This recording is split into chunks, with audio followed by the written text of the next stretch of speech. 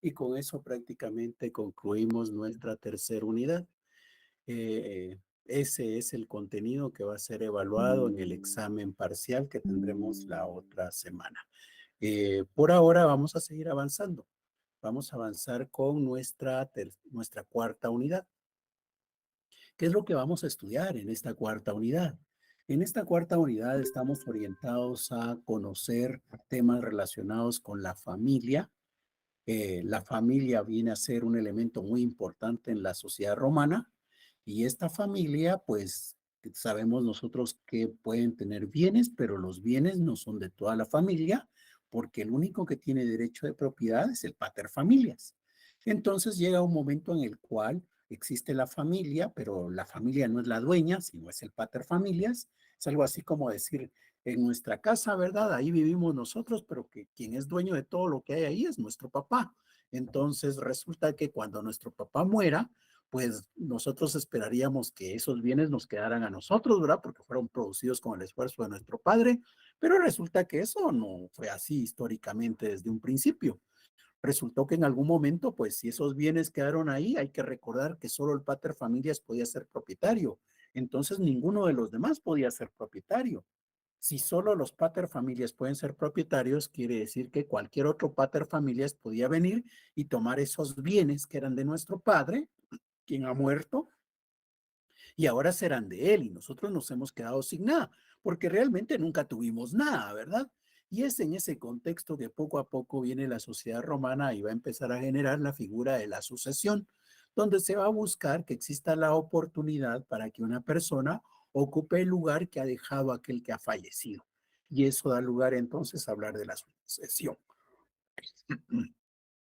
Justamente de eso es de lo que vamos a abordar en esta cuarta unidad. Vamos a hablar de la familia y la sucesión. Pero antes de seguir avanzando, ¿hay alguien que tenga alguna duda, alguna inquietud, algún comentario?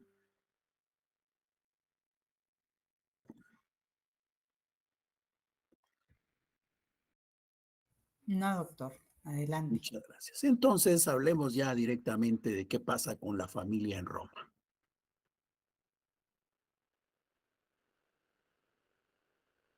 Cuando hablamos de la familia, pues es la familia.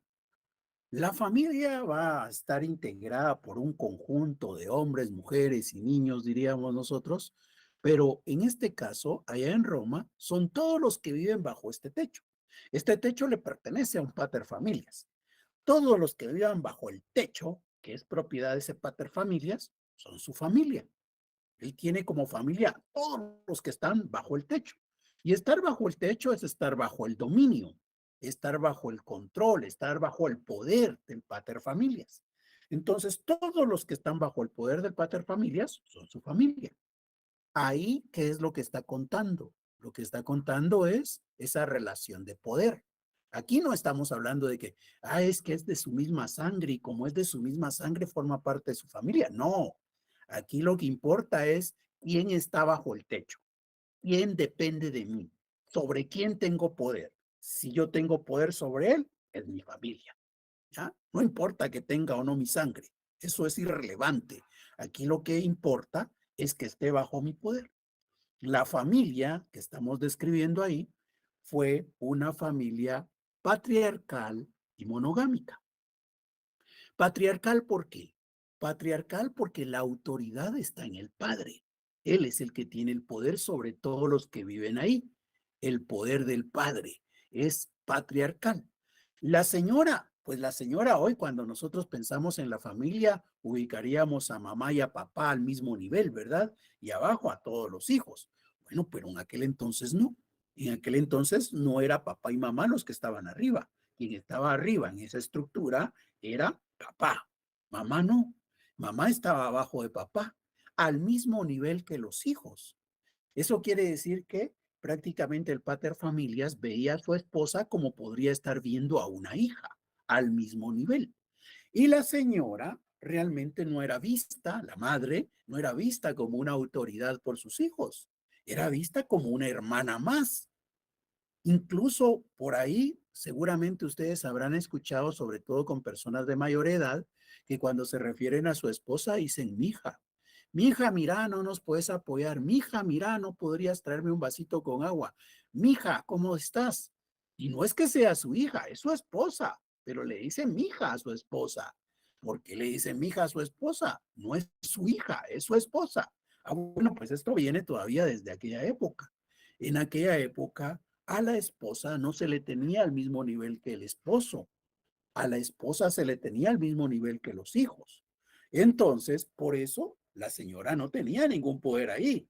Si la mujer hubiera tenido un poder, sería matriarcal, pero no era matriarcal, era patriarcal. El padre era el que mandaba. Una característica más que tiene esta familia es que es monogámica. ¿Y qué quiere decir que es monogámica? Quiere decir que este señor va a poder contraer matrimonio, pero solo con una mujer a la vez. No es de que, ay, contrajo matrimonio y tiene dos esposas. No, no, eso sería bigamia en nuestra sociedad. También allá en Roma eso no estaba permitido. La familia era monogámica. Eso quiere decir que este pater familias muy poderoso es, pero solo puede contraer matrimonio con una mujer, no con dos a la vez. No puede tener tres esposas en su casa, solo puede tener a una como esposa. Aquí hay que aclarar que estamos hablando de la esposa, pero puede tener a otras mujeres con las cuales puede tener relaciones, incluso puede tener hijos y no son sus esposas, son sus convivientes, son prácticamente mujeres que viven bajo su techo, pero que no son su esposa. Solo una mujer puede ser su esposa a la vez.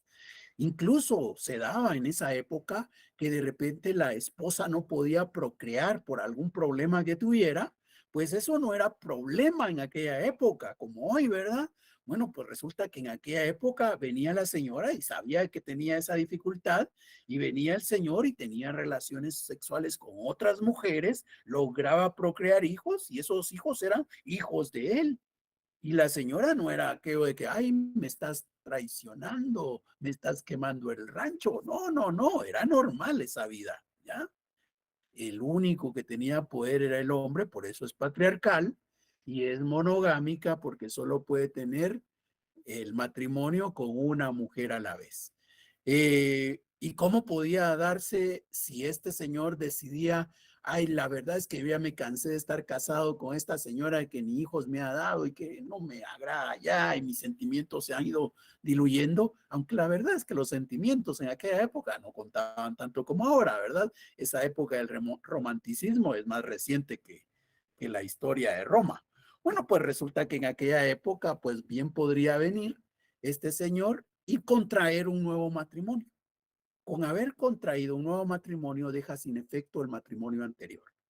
¿Se dan cuenta? No es que, ay, tiene que divorciarse y tenemos que esperar el consentimiento de ambas partes y todo es un proceso. No, no, no. Aquí te casas nuevamente, celebras un nuevo matrimonio y ya con eso dejas sin efecto el que tuviste antes. Pero siempre solo con una mujer.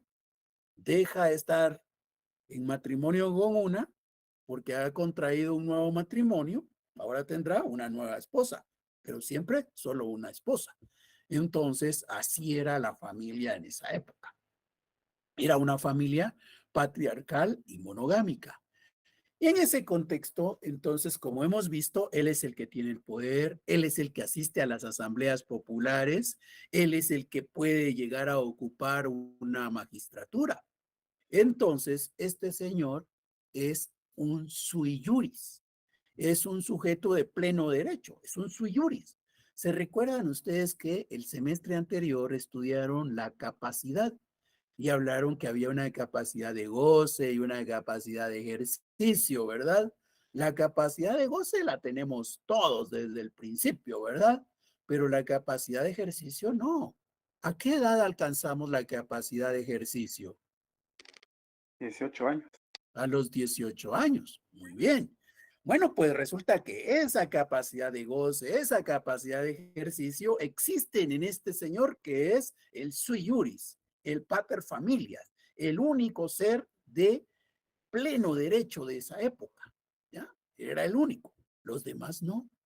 Los demás no tenían esa capacidad de ejercicio. Y no importaba si tuvieran 15, 18, 25, 35, 60 años no tenían la capacidad de ejercicio. Solo este señor, solo el pater familias era sui iuris. Los demás no. Los demás que eran alieni iuris. Alieni iuris eran, diríamos, los hijos, la esposa y todas las personas que vivan bajo esa casa son alieni iuris. No son sujetos de pleno derecho.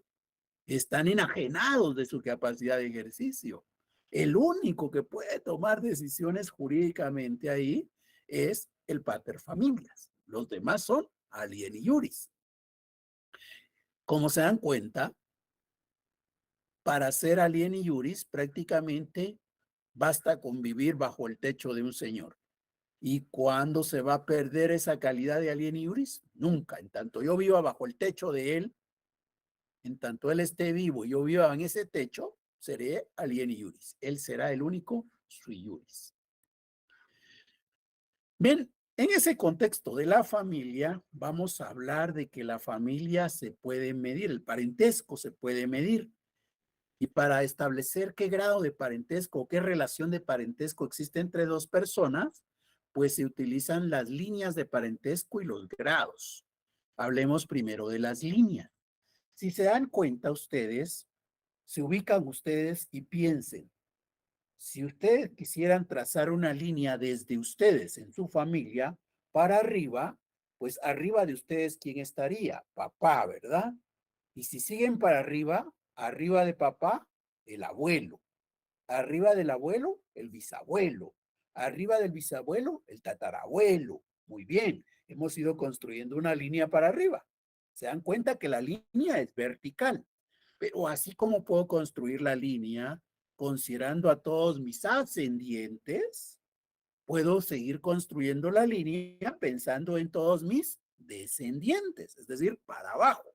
Así como hay ascendientes, hay descendientes. Bueno, para abajo, de repente por ahí hay alguno que ya es padre, entonces abajo de él está su hijo. Y si alguien ya es abuelo, pues abajo de su hijo está su nieto. Nos damos cuenta, se pueden trazar líneas. Esas líneas que estamos trazando ahí son líneas de parentesco.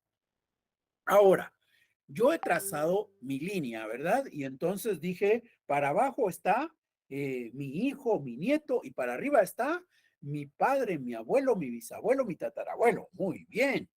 Pero resulta que yo tengo un hermano. Ahora, pidámosle a mi hermano que haga su línea. Cuando él hace su línea, pues él va a ver para abajo y si de repente por ahí tiene uno que para mí sería sobrino, que para él es su hijo, pues ahí estaría.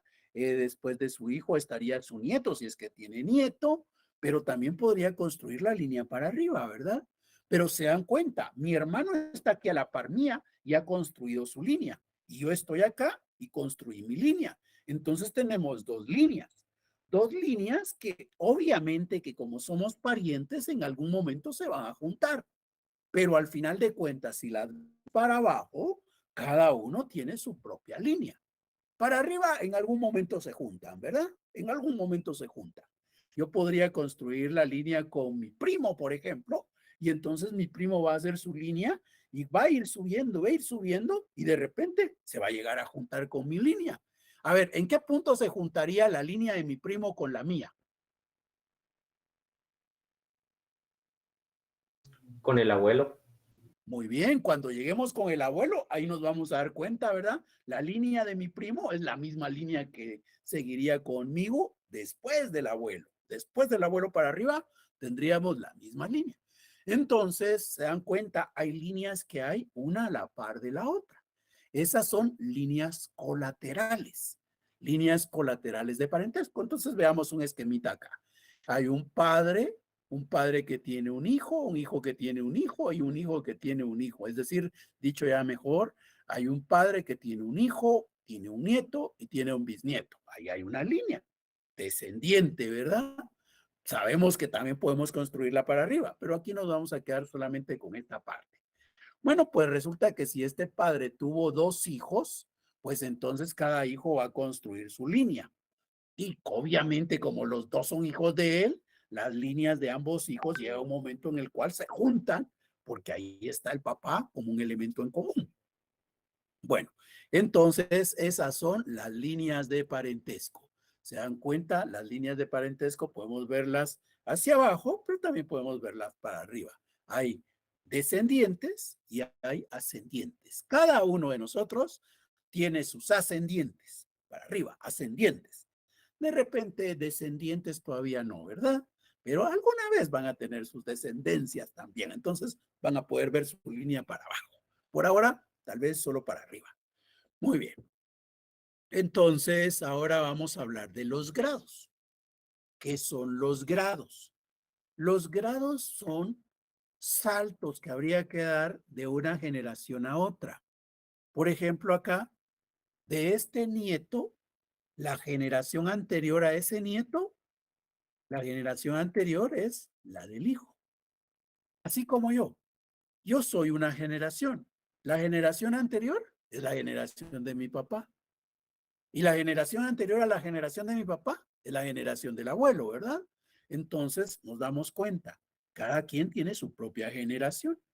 Bueno, pues resulta que si yo quiero pasar de una generación a otra, en esa línea, porque cada uno de los puntitos de la línea sería una generación. Cuando yo quiero pasar a una generación anterior a una posterior, lo que voy a hacer es dar un saltito. Cada uno de esos saltitos implican un grado, ¿ya? Los grados. Entonces, cada salto que doy es un grado. Por ejemplo, ¿qué grado de parentesco hay entre este nieto y este hijo? Como solo di un saltito para llegar a la generación que me interesa, solo hubo un saltito, eso es un grado. Entonces, ese hijo y ese nieto son parientes en primer grado. A ver, ¿qué grado de parentesco hay entre usted y su mamá? Un grado. Un grado, ¿verdad? Son parientes de primer grado. Los hijos con sus madres son parientes de primer grado porque solo se necesita un saltito para llegar a la generación anterior. Ahora, ¿qué grado de parentesco habrá entre usted y su abuelo? 2 grados. Segundo grado, ¿verdad? Son parientes en segundo grado porque saltarían 2 veces. Muy bien. Ahora, cuando quiero medir los grados de parentesco con un pariente que se encuentra en una línea colateral, pues entonces resulta que no es de que me pase de línea, ¿verdad? Ay, ahí está mi hermano, entonces podría saltar de aquí a donde está mi hermano y de repente, o podríamos decir que somos de la misma generación, ¿verdad? Y que como somos de la misma generación, no hay salto, no hay grado que considerar. O de repente alguien puede decir, y si te saltas de esta del lado al otro lado, hiciste un saltito y entonces sos de primer grado. No, no son así las cosas. ¿Qué es lo que hay que hacer para medir los grados? Hay que ir en la línea. Entonces tendría que subir hasta encontrar el punto en común y después tendría que bajar hasta llegar con el pariente que me interesa medir el grado. Entonces tengo que subir y bajar. Subo hasta donde encuentro ese punto en común y bajo hasta el punto en donde está el pariente que me interesa conocer el grado de parentesco que tengo. Entonces, por ejemplo, si yo quisiera medir el grado de parentesco entre este que está acá, que es el nieto, quiero medir el grado de parentesco entre este que es el nieto, el que estaba al principio acá, y el que está aquí, este señor que es hijo de este papá, entonces tendría que irme, voy a ponerle algo más vistoso. Bueno, entonces voy acá del nieto hacia este hijo, ¿ya? Aquí es donde quiero medir el grado de parentesco. ¿Qué parentesco hay entre este que está acá y este otro que tengo en este lado? Bueno, pues entonces me voy y salto 1, 2, 3. Ah, son parientes de tercer grado, ¿ya?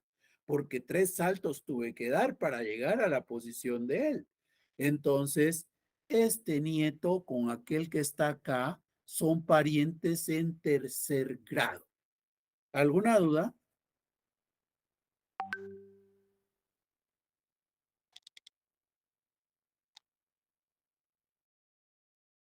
No sería de, perdón, licenciado, buenas tardes. No sería de segundo grado ahí, digamos, como es del papá hacia el hijo, perdón, es del hijo hacia el nieto. No sería de la misma manera como había dicho el anterior, ¿no? Pues lo mismo hice, pero descríbamelo más detalladamente para que logre entender. Es que ahora dijo que es tercer grado, ¿verdad? ¿Sí? Sí, digamos que aquí dice, saltó, digamos, yo lo puedo tomar, digamos, del papá al hijo, digamos, o si yo lo considerara, digamos, el hijo uno, el hijo 2, digamos, aquí uno y 2, ¿no sería segundo grado ahí, no? Se considera también al papá ahí como parte. Entre esos que colorea de rojo es la relación, ¿verdad? Sí, así es. Vaya, aquí hay un salto. Sí, No sé si se logra ver el cursor, ¿verdad? sí se Pero yo ve. estoy bien emocionado diciendo que ahí está el salto. Bueno, Sí, de ahí está. aquí, de este rojito nieto a este naranja hijo, hay un salto. Sí, De este hijo al padre hay otro salto. Van dos saltos. sí. Y ahora hay un tercer salto de este papá a este otro círculo rojito. ¿Cuántos saltos dimos? Uno, dos, tres. Sí, ¿Estamos? sí, ahora sí. Gracias. Muy bien. Bien. ¿Alguien tiene alguna duda? Doctor, buenas tardes. Yo Lo lo que escucho. veo aquí es los dos rojos, ¿verdad? Un hijo con el nieto, ahí la relación sería de tío-sobrino, ¿o no? Sí, sí, Sí, sí, ¿verdad? sí, Y sí, en ese caso entonces serían de tercer grado, el tío y el sobrino son parientes de tercer grado. sí, Ah, ok, gracias. sí. Bien. Bueno, entonces veamos cómo hemos ido comprendiendo. Ahora pensemos, imaginémonos. Ustedes tienen un primo, ¿ya? Ustedes tienen un primo. ¿Qué grado de parentesco tienen ustedes con el primo? ¿Tercer grado? ¿De segundo grado, digo yo?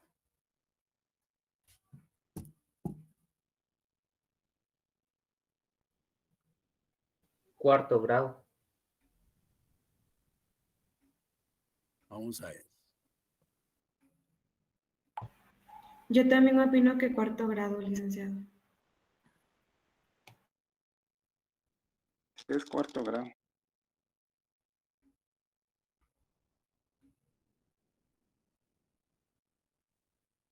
Ah, yo digo que de segundo. Sí, ¿verdad? Vamos a hacer una encuesta, a ver quién gana. Hasta el quinto grado. No escribí grado, ¿verdad? Pero puse los numeritos, porque si no nos lleva mucho tiempo estar escribiendo. Pero vamos a publicarla.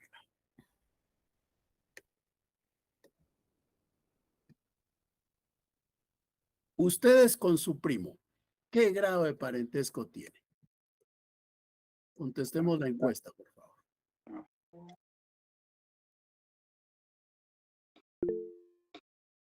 La encuesta, Telma. Ya contesté, le que sigo insistiendo que es segundo grado.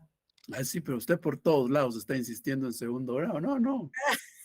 Solo un voto por persona.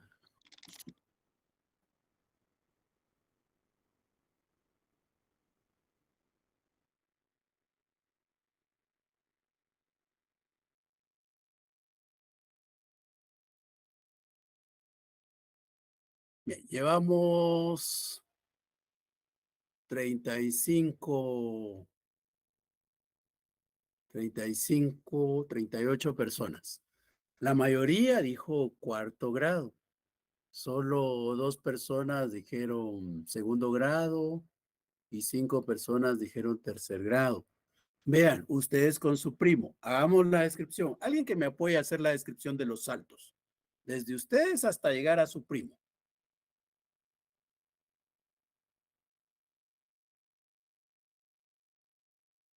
La descripción sería que de nosotros a nuestros papás hay un salto. De Muy ahí de bien. nuestros papás, de nuestro papá a nuestro abuelo hay otro salto. De ahí Sí. de nuestro abuelo a nuestro tío habría otro salto, ya vamos 3. Y de ahí de nuestro tío a nuestro primo sería el cuarto salto. Muy bien. Son parientes de cuarto grado.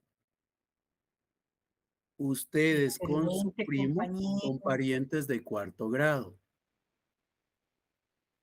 ¿Qué pasó, Telma? Sí, es que yo lo estaba relacionando de otra forma, pero ahí que lo explicó el compañero, ya capté, doctor, gracias. Definitivamente el compañero tiene más capacidad de explicar que yo. Que él siga dando la clase. Muy bien, pero gracias, Luis.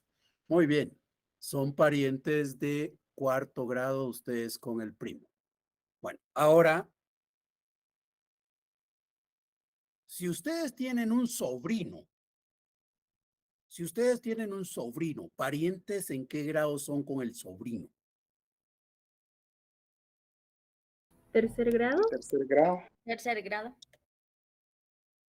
Tercer grado, ¿verdad? ¿Alguien que me ayude a escribir los saltos?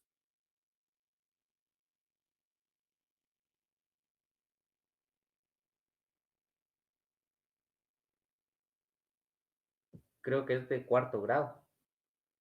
Hagamos el ejercicio de identificar los saltos para que estemos seguros.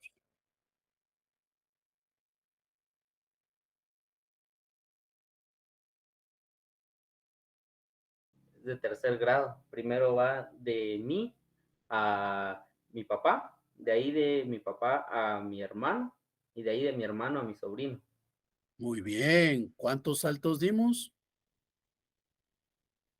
3. 3. 3 saltos. O sea que con mi sobrino somos parientes en tercer grado. Muy bien. ¿Alguien tiene alguna duda, alguna inquietud? No, doctor. Licenciado, solo una consulta Diga. para que me quede claro. Sí. El primer grado serían los padres e hijos. El segundo Sí. grado sería abuelos, nietos y hermanos. El tercer grado, tíos, sobrinos y bisabuelos. No, es que no es así de que, o sea, hay que ubicarse, porque hablé de ustedes y su primo, hablé de ustedes y su sobrino, pero yo bien podría hablar, por ejemplo, ¿qué grado es su hijo? El grado de un hijo de ustedes, cuando ustedes tengan un hijo. ¿Qué parentesco hay entre el hijo de ustedes y el tío?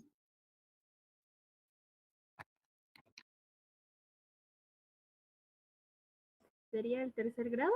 Sería tercer grado, pero no es, digamos que la gracia está en que siempre busquemos hacer el ejercicio de los saltos, porque no podemos generalizar, porque siempre estamos hablando de relaciones. Entonces, entre padres e hijos solo hay un salto, entonces sí son primer grado, pero padres e hijos son primer grado.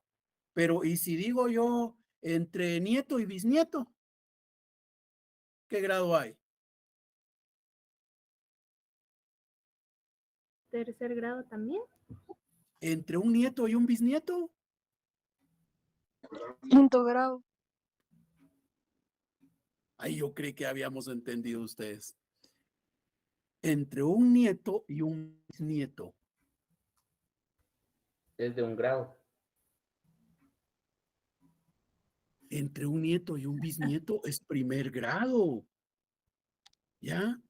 Porque del bisnieto, ¿a dónde van a subir? Al nieto. Al nieto, ¿verdad? Ya no hay más que moverse. Ya llegaron. Es primer grado. ¿Por qué? Porque solo dieron un salto.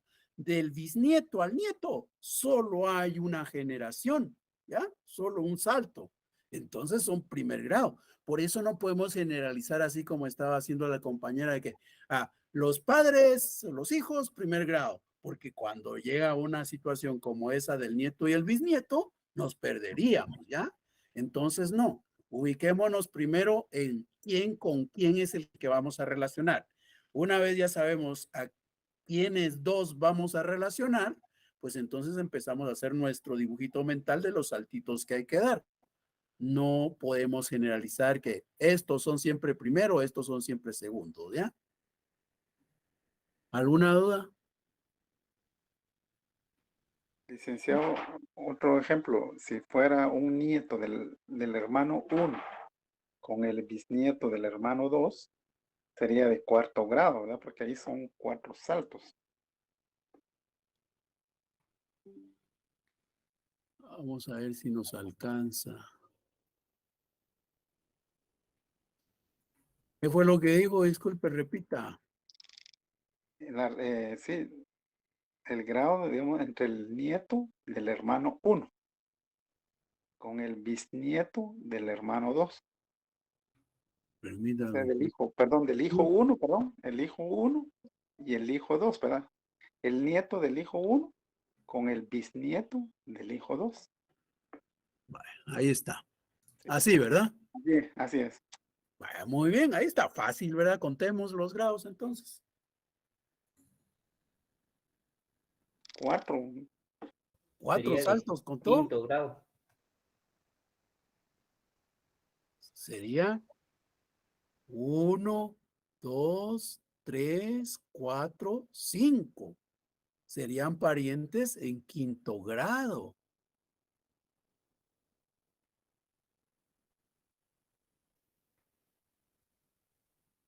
Sí, ¿Entendemos? sí, así. Sí, serían parientes en quinto grado.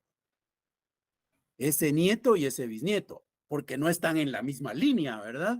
En cambio, con el ejemplo que yo les daba antes, estaban en la misma línea. El nieto y el bisnieto en la misma línea serían un grado. Pero este nieto que es de una línea con aquel bisnieto que es de otra línea, ahí no vamos a decir que es primer grado, porque habría que hacer el recorrido para subir, encontrar el punto común y luego bajar.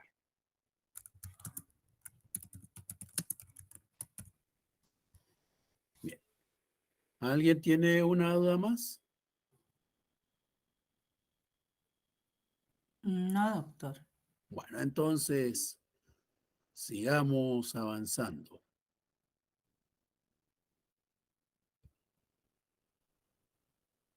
Allá en Roma, ¿se recuerdan ustedes que primero existió el Ius Civile y que el Ius Civile era el conjunto de normas que tenían que observarse en la ciudad de Roma o una milla alrededor?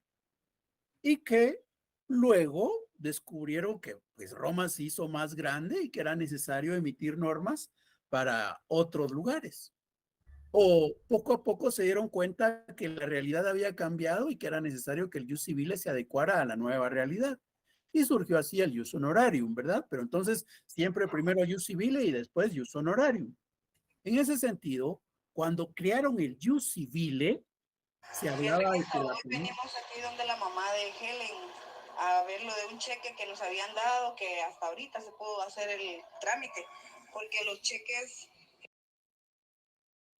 Ya nos estamos enterando de Helen y de los cheques y no era eso lo que queríamos hablar ustedes. Bueno. Perdón, doctor. No se preocupe. Ojalá reciban su dinero. Bien, entonces decíamos que lo que está pasando acá es que primero existió el Ius Civile. Cuando existió el Ius Civile, los romanos definieron la familia y dijeron, familia van a ser todas las personas que dependan del pater familias. Todos los que estén bajo el poder del pater familias son su familia. Esa familia que está basada en vínculos de poder se conoce como la familia agnaticia. En esa familia agnaticia también hay grados de parentesco, ¿ya? Porque hay personas que dependen directamente del jefe y hay otros que dependen de los que dependen del jefe. Y entonces ahí es donde vamos marcando los grados, ¿verdad? Es algo así como un organigrama de una empresa, digamos, que tenemos al gerente, al subgerente y al director, por ejemplo. Entonces no es que sean parientes, ¿verdad? Pero el gerente no va directamente con el director. que el director va primero con el subgerente y luego el subgerente le informa al gerente. Entonces, ahí también podemos ver los grados. Entonces, digamos, en ese esquema, el director con el gerente serían parientes en segundo grado.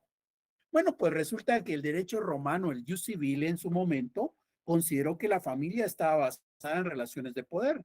Entonces, son familia todos aquellos que estén bajo el poder del pater familias. Y a esa familia que se basa en vínculos de poder se le conoció como la familia agnaticia. La familia agnaticia. Luego, como hemos dicho, vinieron los magistrados y dijeron, hay que adecuar el jus civile a la nueva realidad, porque resulta que esto es válido para los ciudadanos romanos, pero hay gente que no es ciudadana romana. También hay que considerar que hay espacios que dejan vacíos el jus civile y que nosotros tenemos que ver cómo logramos adecuarlo. Y entonces vinieron los magistrados y en el jus honorarium crearon a la familia cognaticia. La familia cognaticia está basada en vínculos de sangre, es la que nosotros tenemos hoy. Hoy yo considero que alguien es mi pariente porque decimos que tenemos algún elemento en común.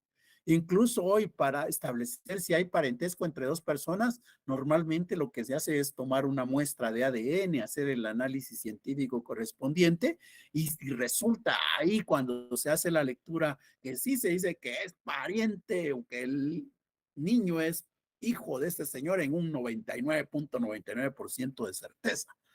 ¿Por qué? Porque en la sangre está eso, pero esa familia de la sangre es la familia cognaticia, no la agnaticia. La agnaticia eran vínculos de poder. Entonces resulta que el jus civile para los ciudadanos romanos consideraba que la familia estaba basada en relaciones de poder. El jus honorarium, creado por los magistrados, vino e introdujo la familia cognaticia, basada en vínculos de sangre. Nosotros, la familia que tomamos fue la familia cognaticia, ¿verdad? Aquí nosotros, en esta parte del mundo, consideramos parientes a los que tienen la misma sangre que nosotros, por lo menos el parentesco consanguíneo, que es el que estamos buscando desarrollar acá. Bien, entonces esas son las dos tipos de familias que existieron. ¿Qué más hay en esa época? Ya hemos hablado de que el pater familias tiene un poder. Ese poder que tiene el pater familias lo vamos a llamar patria potestad, porque eso significa patria potestad. ¿Se recuerdan? Pater familias son los patricios, patria, muy bien, y potestad, poder. Entonces la patria potestad es el poder del padre. ¿Y sobre quién era ese poder del padre? Sobre todos los que vivían con él, ¿verdad? O sobre todos los que tenían vínculos de sangre con él o vínculos de poder, todos ellos eran su familia y él tenía sobre ellos un poder que se llama patria potestad. La patria potestad era un poder que no tenía límites prácticamente. La patria potestad nacía cuando nacía el niño. ¿Ya? Nacía cuando nacía el niño. Ahí nació el poder del padre sobre el hijo, por ejemplo. Nació el niño. ¿Cuándo se terminaba ese poder que tenía el padre sobre el niño? Pues no terminaba. La única posibilidad que había para que concluyera ese poder era que se muriera el niño. Porque muerto el niño, ¿sobre quién iba a tener poder el padre, verdad? Entonces la muerte del niño podría traer la pérdida o la terminación de la patria potestad. Por el otro lado, la muerte del pater familias también producía la terminación de la patria potestad, la finalización del poder. La patria potestad era un poder que nacía con el nacimiento del niño y permanecía en tanto el pater familias estuviera vivo o el hijo estuviera vivo, ¿ya? Ahí permanecía. La patria potestad no se iba a modificar por la edad que alcanzara el hijo. El hijo podía llegar a tener 60 años y el padre 75. Y por tener 75 años y estar vivo, aquel hijo de 60 estaba sometido a su padre. El pater familias tenía poder sobre él. No importaba qué edad tuviera el hijo. No importaba qué estado civil hubiera alcanzado. Podría ser que el hijo se haya casado, haya tenido hijos. Imagínense un señor de 60 con 3 hijos, 5 nietos, una esposa, pues no importa. aún así seguía bajo el poder de su padre. La patria potestad era un poder que no cambiaba con la edad del hijo, que no cambiaba con el estado civil. Ese poder se llama patria potestad. Incluso ese poder estaba sobre la esposa. Entonces, el pater familias tenía un poder sobre su esposa, tenía un poder sobre las esposas de sus hijos, tenía poder sobre las esposas de sus nietos. Ese poder se llamaba patria potestad. Con el paso del tiempo se fue modificando y se dejó el poder patria potestad solamente para los hijos. Se sacó a la esposa de esa esfera. Ya no iba a haber poder del padre sobre la esposa, por lo menos con el nombre de patria potestad. Ya el poder del padre sobre su esposa, sobre las esposas de sus hijos o sobre las esposas de sus nietos, ya no se llamó patria potestad, se llamó manus, pero sigue siendo un poder. El poder del esposo sobre la esposa se llamaba manus. El poder del esposo sobre sus hijos se llamó patria potestad. La señora siempre estuvo supeditada al poder del padre. La señora siempre estuvo bajo el poder de su papá y después estuvo bajo el poder de su esposo o del padre de su esposo. Imagínense si una señora o una señorita, diríamos, se muere su padre, entonces, ¿qué pasó? Se murió la persona de la que ella dependía, se murió la persona que tenía poder sobre ella. ¿Qué pasa con esa señorita? Ah, bueno, pues no podía quedarse fuera de poder de alguien. Entonces, como no se había casado, si se hubiera casado, pues estaría bajo el poder de su esposo o del padre de su esposo. Pero como se quedaba sin nadie, pues entonces había que nombrarle un tutor. Siempre iba a haber un hombre sobre la mujer.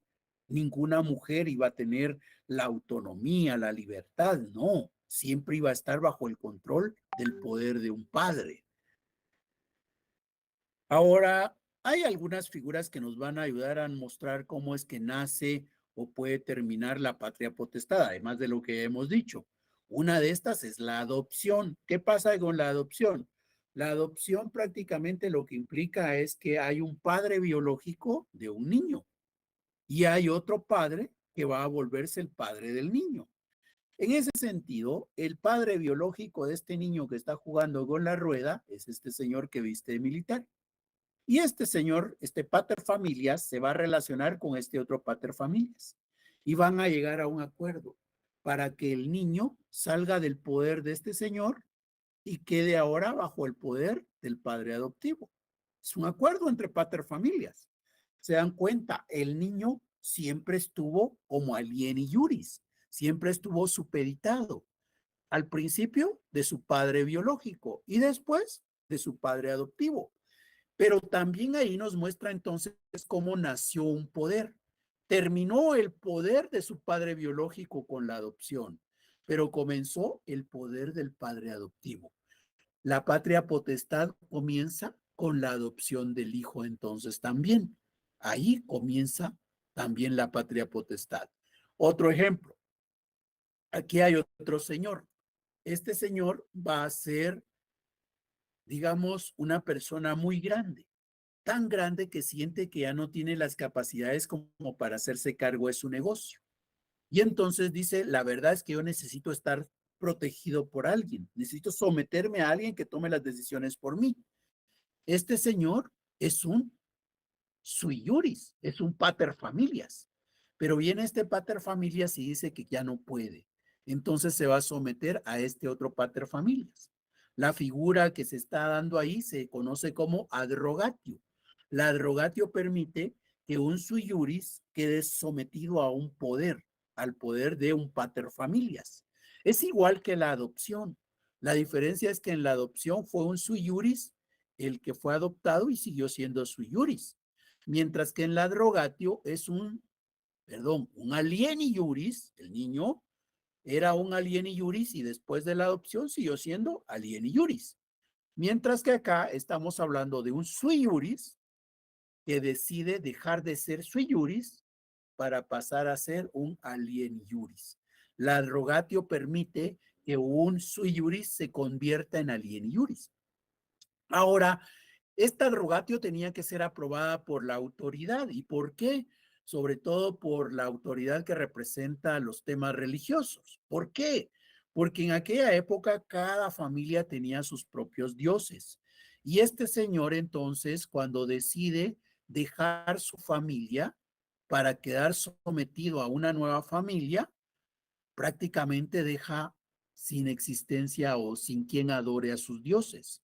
Este señor dejará de adorar a sus dioses y empezará a adorar a los dioses de esta nueva familia. Como esos dioses se van a quedar sin quien los adore, pues entonces resulta que se necesita de la autorización de el pontífice máximo. Así funcionaba la adopción y la adrogatio.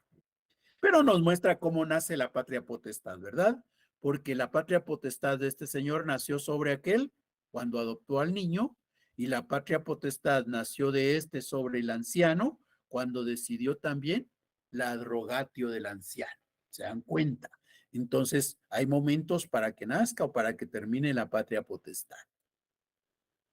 De igual manera, cuando hablamos del matrimonio, ¿verdad? Aquí tenemos a esta señora, es alieni juris, esa chica es alieni juris, depende de su padre biológico, pero resulta que estos dos señores, estos dos paterfamilias, acuerdan el matrimonio de esta chica con este chico, por ejemplo, y entonces resulta que esta chica dejará de pertenecer a la familia que tiene hoy, la de su padre biológico, para pasar a ser parte de la familia de su esposo. Entonces, ella era alieni juris y después se vuelve alieni juris. O sea, realmente no cambió, ¿verdad? Era alieni juris antes del matrimonio y sigue siendo alieni juris después del matrimonio. Se parece a lo que ocurrió con la adopción. Ahora tengo otro ejemplo que se pudo dar solamente posteriormente, en la época del imperio. En la época del imperio se empezó a reconocer que las mujeres podrían considerarse como sui juris. Entonces esta señora resulta que perdió a su marido o de repente perdió a su padre. Entonces ya no depende de nadie, ya no necesita un tutor. Es la época del imperio. Entonces resulta que esta señora va a contraer matrimonio. Como ella es una sui juris, cuando contrae matrimonio deja de ser sui juris y se vuelve alieni juris. Deja de ser una persona autónoma y pasa a ser una persona que se supedita al poder del pater familias. Entonces, eso que está haciendo esta señora cuando contrae matrimonio se parece a la adrogatio, ¿verdad? ¿Por qué? Porque en ambos casos se trató de un sui juris que decidió dejar de ser sui juris para convertirse en alieni juris. Bien, ¿alguna duda? Yo sí, licenciado, tengo dos dudas. La primera es en cuanto a la familia Agnatasia, perdón, creo que así se pronuncia, Agnaticia. Agnaticia. Eh, Usted nos dio la definición que es la familia que se relaciona con vínculos de poder. Eh, no sé si me podría dar como algún ejemplo de esto, no lo logré entender bien. Como lo que ¿Sí? decía de la empresa. ¿Ya? Igual como en la empresa tenemos un jefe, tenemos un subjefe y luego tenemos otra persona. Ahí qué es lo que cuenta las relaciones de poder. Así eran las familias en Roma. Entonces, todos los que dependieran de mí formaban parte de mi familia. Aun cuando no fueran mis hijos, pero si están conmigo viviendo y dependen de mí, pues son parte de mi familia. ¿Ya? No solo hijos van a caber en la familia, van a caber todos los que vivan conmigo. Entonces, si yo tengo a una señora, la señora tiene un niño y ellos están viviendo en mi techo y están bajo mis órdenes, no son esclavos, obviamente, ¿verdad? Porque si fueran esclavos estamos hablando de otro mundo.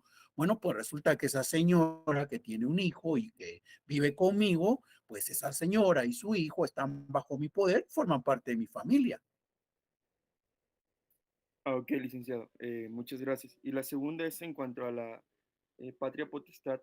Usted mencionaba que aunque el hijo tuviera 60 años y estuviera con muchos hijos, él seguía bajo el mandato de su padre.